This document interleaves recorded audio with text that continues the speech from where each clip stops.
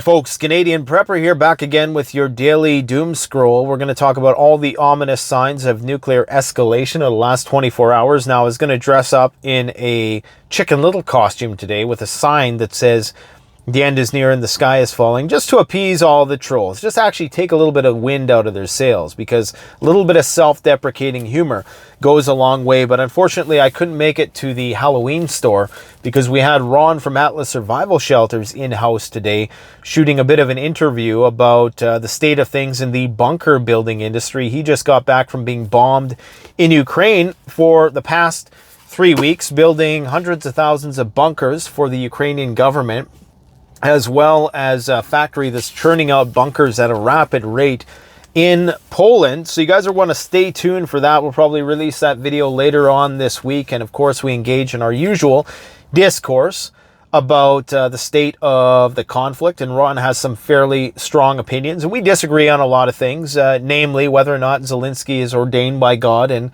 Putin is the spawn of Lucifer himself and all that good stuff. But overall, Ron's a good guy, and you should definitely subscribe to Atlas Survival Shelters YouTube channel. So let's talk about all the crap going on in the last 24 hours. Now, this one is very mysterious to me, and you guys have probably caught wind of this. I think I first seen this on the Green Greg's channel, where he was talking about all of the U.S. military aircraft in the United States simultaneously turning their transponders off. So all United States military aircraft have turned their transponders off. I think they've turned them back on now, but I do not know if that's the case, so don't quote me on that. The planes can no longer be tracked by civilian entities via the internet. The U.S., especially several near U.S. nuclear missile bases, that fighter and other military aircraft are being quietly moved to those regional airports. This would, in theory, allow some of the U.S. military aircraft to survive a nuclear first strike. It's almost the same as when the military moves planes or ships to avoid a coming hurricane. Some people are also saying that this would happen. You would bring all the planes out of the sky and definitely off the radar, because if there was an EMP attack, you would want them to be in a safe place, and you certainly wouldn't want them to be in the sky. Now, a high-altitude nuclear weapon, some people estimate that you would need at least 5 or 6 to cover the entirety of North America to basically fry the power grids and potentially some of the more larger circuits and the finer circuits of some of these airplanes that were in the sky. So that's one potential reason. Now, the question is, was this legit DEFCON 2 possible escalation of DEFCON 1 stuff, or was this just an exercise? Now, I'm going to, err on the side of optimism and say, well, maybe it was an exercise. I mean, in light of all of the things that have been going on, there's so many data points now. I would really, even if I was to do it rapid fire, Ben Shapiro style, it would take me probably 10 to 15 minutes to rapid fire all of the data points that point towards nuclear escalation right now. And we need to bear in mind that because we're living in such a saturated media environment where the fog of war is so thick with all of this white noise of conflicting opinions, that we would simply never know, when it actually was going to happen, nor would the government want us to know, because it would just create a panic and they wouldn't be able to move their assets where they need to move them. So this is one thing to bear in mind, is that, they're probably not going to tell us until after they're well and taken care of themselves. In fact, there's whole books written on that very thing and that continuity of government strategy. Anyways, I cannot verify whether or not this is true. Was this just a glitch on the website that these guys were looking at? I'm thinking I would be very naive to just, roll with that viewpoint on this matter. I think that in light of everything else we know, this was likely some kind of exercise. Now, if this was real world, then that is incredibly concerning, of course, because that would mean that things are far, far worse than they're making out. And all of the evidence seems to point towards that. The fast tracking of these upgraded tactical nukes to the UK and in Europe, where they already have nuclear weapons being stored by the United States in a variety of non-nuclear countries. But, you know, just to have that being fast-tracked, that's but one of many data points. The public awareness campaigns for CBRN and all the rest. The new strike aircraft carrier group, which is heading to Europe, the newest aircraft carrier, which is accompanied by 6 warships. You now have roughly 11,000 American troops in the immediate vicinity of this conflict once that aircraft carrier gets there, because of course we still have the 101st Airborne on the border with Ukraine.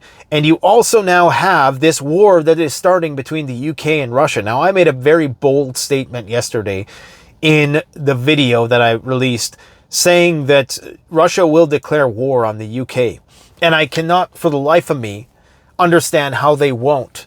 At least, you know, I can understand why they might not do it officially, but unofficially, they are now at war with UK for 3 reasons. One, the Russians believe, whether or not we believe it or not, or we just think the Russians are full of it, is kind of irrelevant. The Russians believe that the UK orchestrated, coordinated, and executed the attack on Nord Stream.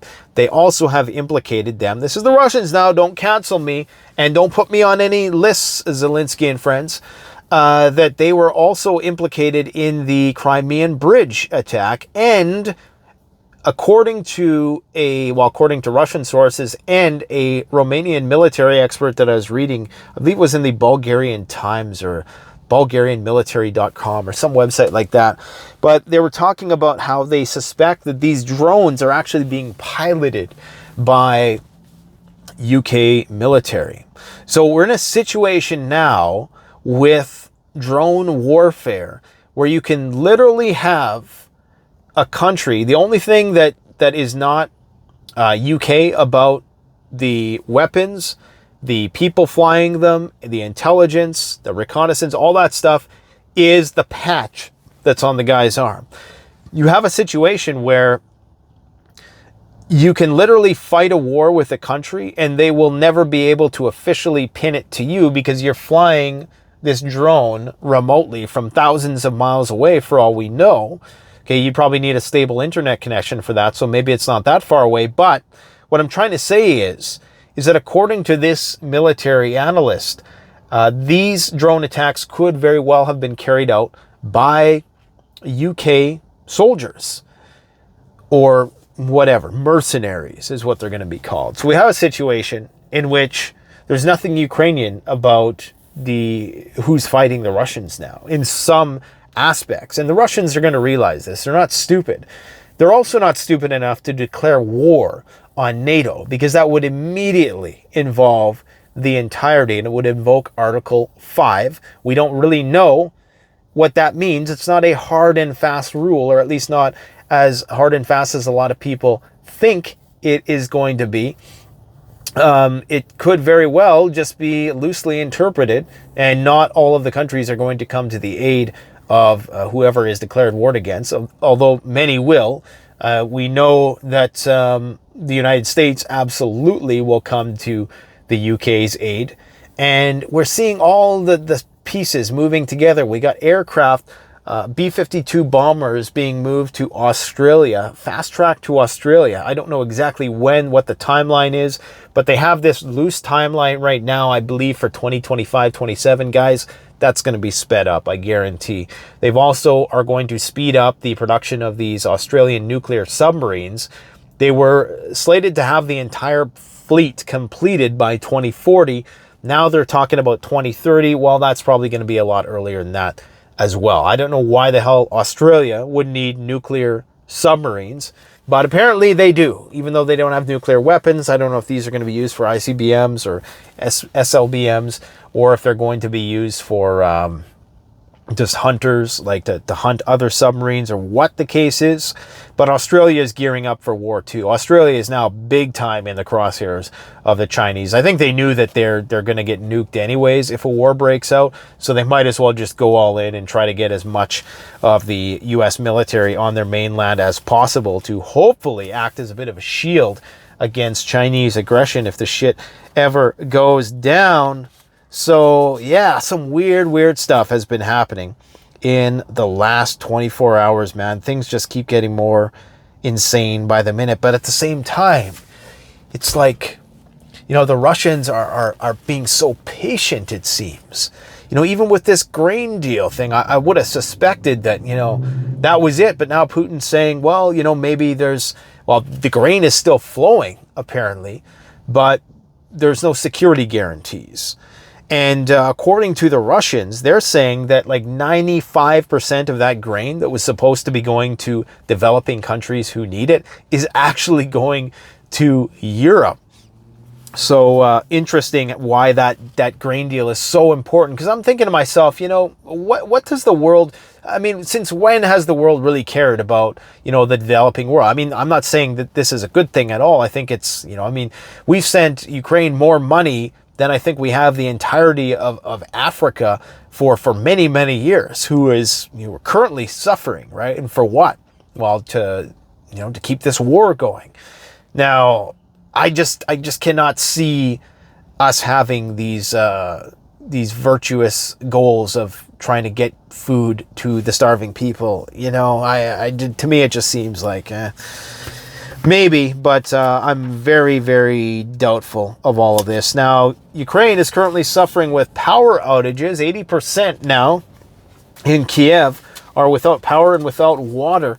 Apparently, big blackout. And Ron was telling me that when he was there, he'd seen some of the flying Doritos, the what do they call them? I can't remember what they're called, but they're the triangular drones. And he actually has some footage of that stuff that he's going to show us. And it was pretty intense. He said they weren't as accurate as they claim.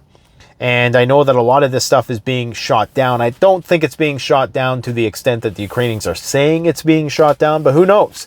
They got some new air defense systems in there. But either way, the Russians are making it so that the Ukrainians are going to have a very, very rough winter, which I think is they're trying to force them to the bargaining table. I just simply don't think it's going to work at this point. And you still have some weird stuff going on, like there's still a pipeline of natural gas flowing through Ukraine into Europe, which is weird how that works. So you still have these business interests that are operating in a war zone. We know, or we can expect now, and you got to wonder, this 101st Airborne, I'm just thinking about this, the Black Sea, Odessa, Moldova, Transnistria, all these places. Sorry, I don't have a map for people that don't know what I'm talking about, but Kherson, this place is starting to really heat up. And this is exactly what we would expect to see, because the Russians would love to take Odessa, and they would need to secure and lock down Kherson and Mykolaiv before they can do that very thing. And we would likely see this grain deal go kaput long before they were able to take Odessa, and that's why the 101st Airborne is where they are, to, I think, act as a deterrent or try to discourage the Russians as a show of a force, if you will. But I don't think that's going to happen. In fact, I was the one who was saying that the grain deal was likely going to fail back. You know, I thought it was going to fail months ago. I didn't think it would run on as long as it did, but it has. So yeah, we got a U.S. carrier strike group heading to Europe, the new Gerald Ford supercarrier, which was just off the coast of Halifax recently, I do believe. I seen a story on the CBC. It's going to be accompanied by 6 different warships, and it's going to host 90 planes and helicopters, including 5th generation F-35C fighter bombers that, of course, will be nuclear capable. Anyways, and of course, they're conducting training operations. Guys, you know what? There is no more training. Anything right now has to be interpreted as real world, because we've seen this since the beginning of the year. This is the ruse they're always going to use is, oh, we're just training. No, you're not. You're not just training, because satellite technology is so good, you can't hide stuff anymore. So you're always going to say it's an exercise. This is why, honestly, when both sides were doing their, well, they still kind of are. I think the U.S. is wrapped up, but the Russians are still doing their nuclear readiness training. You know, when both of those things are happening simultaneously, you just have to presume that we're at DEFCON 1, because I mean, this is what you would expect. Both sides will say it's an exercise until there's definitive proof that it isn't. So we just have to go under the assumption that, you know, because we're at a higher risk of nuclear war than the Cuban Missile Crisis. Some people would disagree with that, but I mean, that's only people who aren't viewing it from the Russian point of view. You literally have Russia surrounded by intermediate range nuclear weapons, tactical nuclear weapons. The strategic ones, of course, are still in the Minuteman silos and are still in the bombers and in the submarines, but you know, Russia is surrounded by American and French and UK nuclear weapons, very similar to the situation that we almost had in Cuba back in 1962. So, I mean, we're there. We are definitely there. So, Norway is also increasing its preparedness level.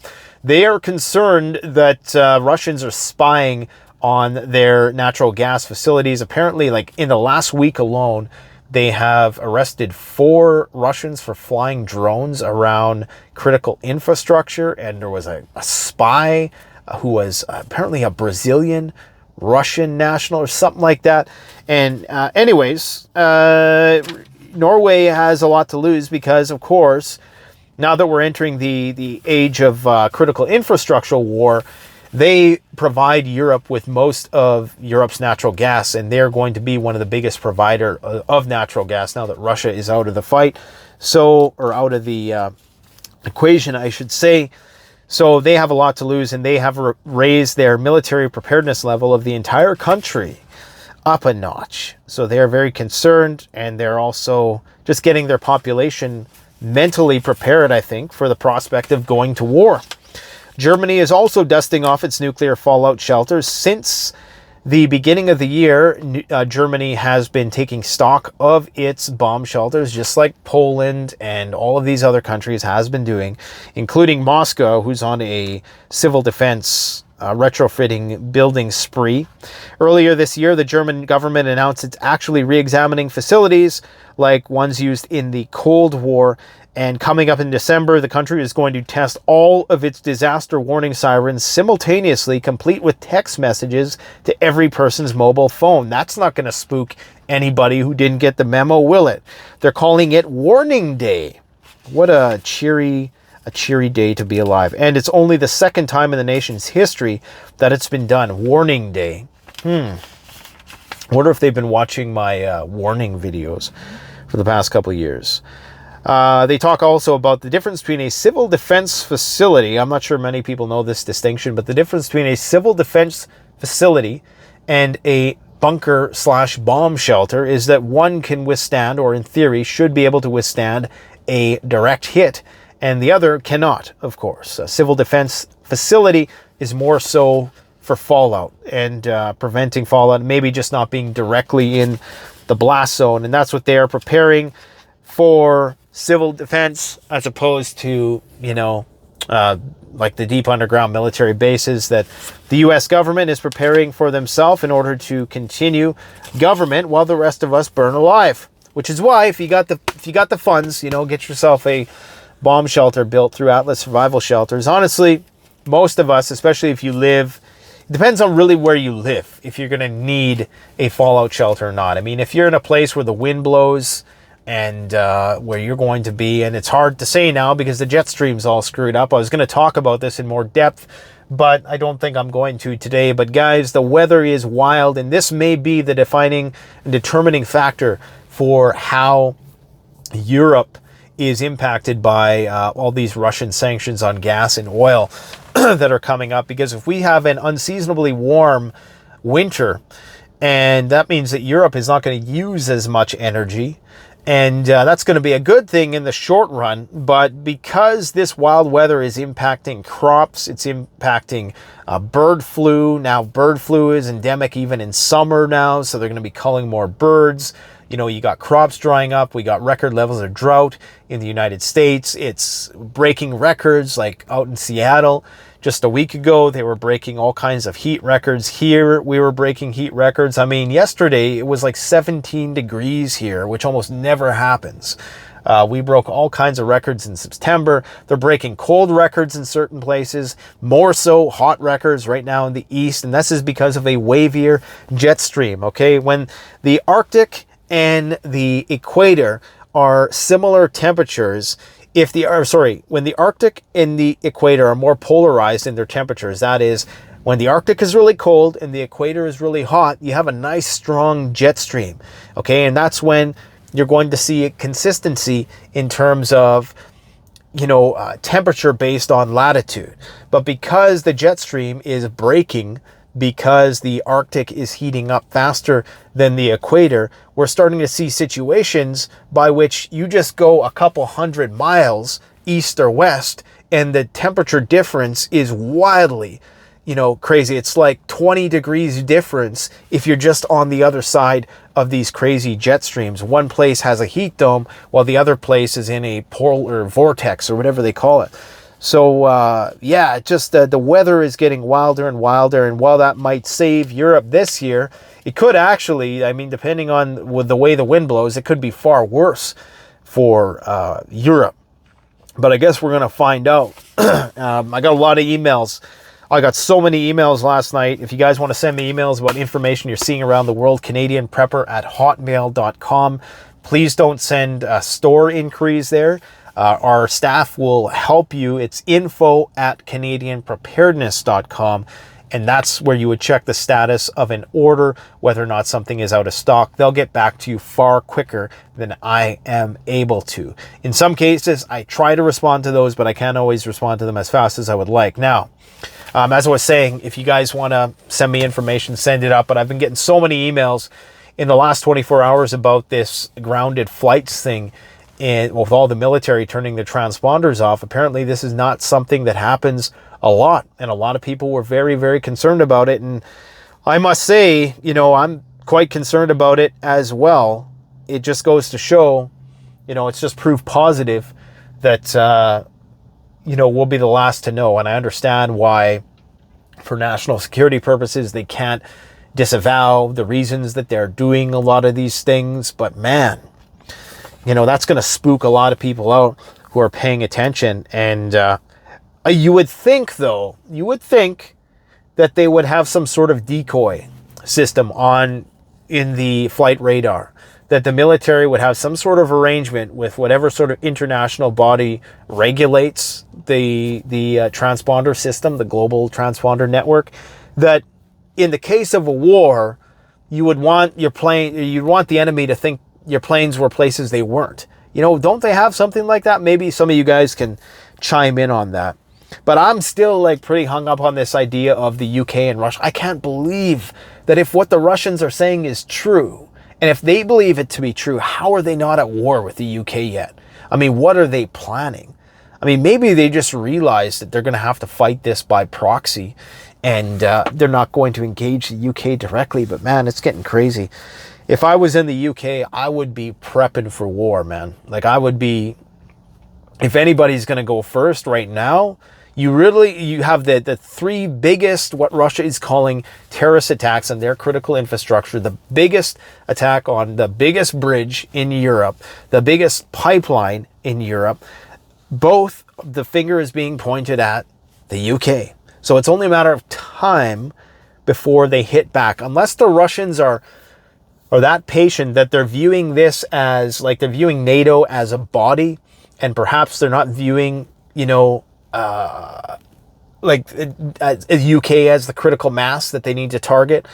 Perhaps they're this is why Norway is scared, because they're viewing the rest of Europe and NATO as one thing, as opposed to, okay, UK attacked us, we have to attack UK. No, we're going to be more broad in our retaliation, and we're going to attack NATO where it hurts most. How do you destabilize NATO? Well, you create riots and civil unrest by taking out the critical infrastructure and making it even harder for people to make ends meet. And I think that probably is the long game with the Russians, is right now they're thinking, you know what, even if we lose this war and we get pushed back to the line, if we can get the Europeans all fighting with one another, so Article 5 doesn't mean the paper, or isn't worth the paper that it's written on, then we'll have won the war. What else do we got going on here? Yada, yada, yada. More emails about the aircraft and this and that and what have you. I think I covered most things I wanted to cover today. People are talking about price increases of kerosene heaters. Yeah, you should have got your kerosene and propane heaters a long time ago. If you can still get wood stoves in a lot of places, and if push comes to shove, I'm sure you'll be able to find some sort of tutorial on how to make a wood stove. Most importantly is how you're going to acquire firewood. It's all fine and dandy to, you know, if you're making fires outside, but if you're using an actual wood stove, you need a way to process that wood so that it's, you know, small enough to fit in there and efficiently sized, so you're not just, you know, burning more than you need. I talked briefly about Russians building bomb shelters and how they are looking at their city schools, and Moscow, the authorities are inspecting bomb shelters in city schools and hospitals, making sure everything is in working order. Moscow's Social Protection Department has been charged with painting arrows on the street and public buildings to direct people to bomb shelters. Parking garages are also being converted. I talked about that a couple weeks ago, but I thought it just one of those points that I'm not ashamed to beleaguer at this point, because some weird stuff is going on. I don't know what to make of it. I'm talking to this guy tomorrow on the phone, the author of Nuclear War Survival Skills. We're going to be touching base, maybe even do an interview or something like that. All depends on how our conversation goes, I guess. And oh, there we go. We got some lights coming on again. Right on. Yeah, Biden is launching a full-blown economic war on China. It will backfire, according to Zero Hedge. We talked about the chip war and how it's likely to backfire. I haven't really amassed enough information to really have a useful opinion on that yet. But all I know is that I think a lot of people are underestimating the capabilities of the Chinese big time. Like, a lot of people think that China is just going to, you know, wither up and die because they don't have US chips. I don't think so. What else do we got going on here?